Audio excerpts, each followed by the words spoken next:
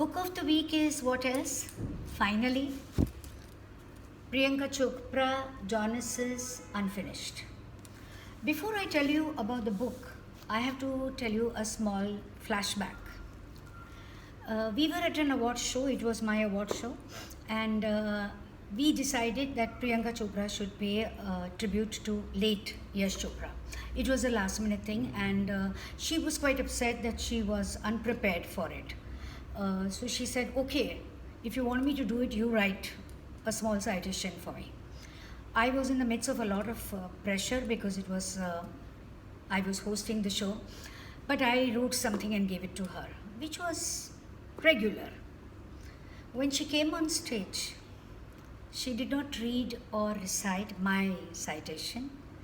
She had her own citation in place, and it was fabulous, far better than what I had given to her. And it was extremely moving, and I had tears in my eyes.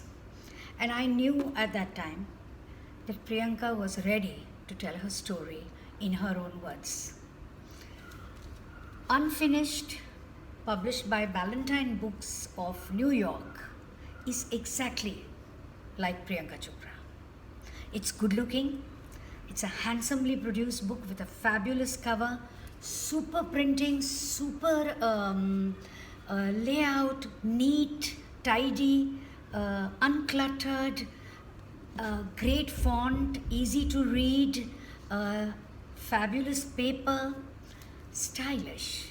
It came in this box, exactly like how Priyanka Chopra would present herself. Absolutely no compromises and nothing shoddy about it. And now about the content. Priyanka goes into the bylanes of her memories. Ordinary memories, special memories, childhood memories, career memories, involving people she grew up with, people she studied with, and looks inward and comes up with sparkling insights about those moments. She has maturity to look at it objectively from a distance and say fabulous things like confidence is not consistent. It changes according to what you're going through or your situations happen. She recounts craziest of memories. There is an incident with a monkey while she was in school which is absolutely hilarious, and about her attachments with her family.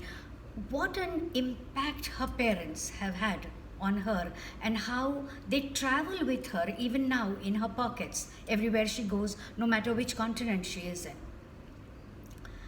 We, particularly as Indians, feel that if it's a memoir, then skeletons have to tumble out of a book. It's not about dark secrets.